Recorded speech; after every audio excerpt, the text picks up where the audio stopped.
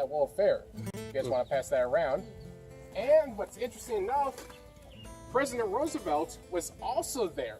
So a lot of people were asking him, Mr. Roosevelt, is this indeed your cabin that you stayed out there in the Dakota Territory in the 1880s and 1890s? He said a few things. If you see my old Maltese Cross brand and it has the old Springfield rifle cartridges embedded in it, then it's my cabin. And he also said if Sullivan Ferris, the previous owner of this cabin and the Maltese Cross Ranch, says it's my cabin, then by God, it's my cabin. So that's how he was able to tell. It was the third log up to the left on the front side of the house. And if you come by closely at the end of the tour, you can still see one of those old rifle cartridges still embedded in the cross. So, but it doesn't end there.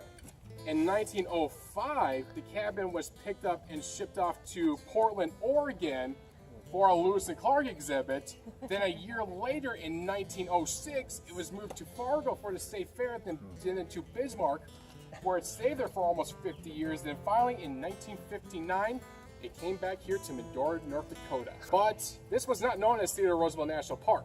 It was known as Theodore Roosevelt National Memorial Park. It did not gain national park status until 1978. So, and it's pretty much been here ever since 1959. But when his beloved wife Alice died after childbirth and his mother Mittie succumbed to typhoid in the same house on the same terrible day in 1884, he came here to mourn. A grief-stricken and broken man, Roosevelt rode through the Badlands of Dakota Territory to heal and regain his strength. Sitting on the porch of his home ranch that he called the Elkhorn, Theodore Roosevelt and his ranch hands would look upon the cottonwoods that provided refuge from the fierce heat of summer along the muddy banks of the Little Missouri River.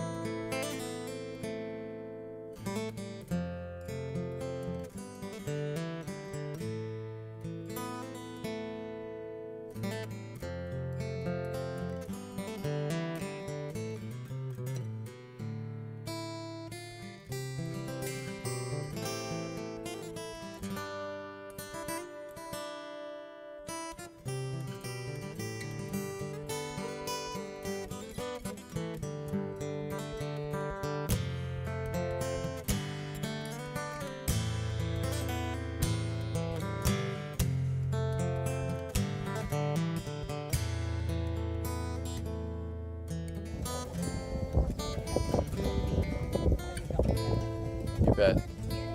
Yep. Oh, yeah. There's a buffalo at the Theodore Roosevelt National Park. And people are catching on. Why are you doing this activity book? To get a badge. What kind of badge are you going for?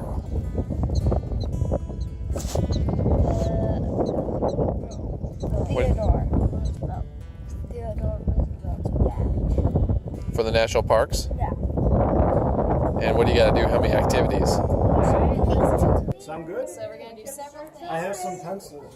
The giant stamp of approval, so that you know you've been ranger approved. There you go. Thank you. And then we'll sign the You want date, to so you know when you became a junior ranger with us. How cool.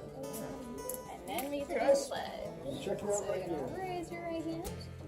Oh. Give the right hand. Right hand, bud. Right hand. And repeat after me. I am a junior ranger. I'll protect this park from danger. I won't pick the plants. I don't know much about it. I I know won't there's step on that the it's ends. a native thing. Animals I don't will want to, get my give you the wrong information. Yeah. Last I won't year let there her was an touch exhibit of them over at the Chateau's Museum that talked about the native history of those plants. And with that, and the particular star design is very, very common. But I don't know- I don't know. Congratulations. All right, buddy. Now an official junior ranger. Ah. Like What do you say, bud? You're so welcome. Keep up the Yeah. good work. Thank you very much. Cool. Would you like to put that on? Oh, yeah. Mama gets to adorn him with his Junior Ranger badge. All right, buddy. Can I see your badge? And then what's your stand? Oh, yeah. Oh my goodness. And look at that. How cool is that? Good job, bud. How's it feel? Good. Good. You worked hard on that. You did great. Can I get a picture of my boy here?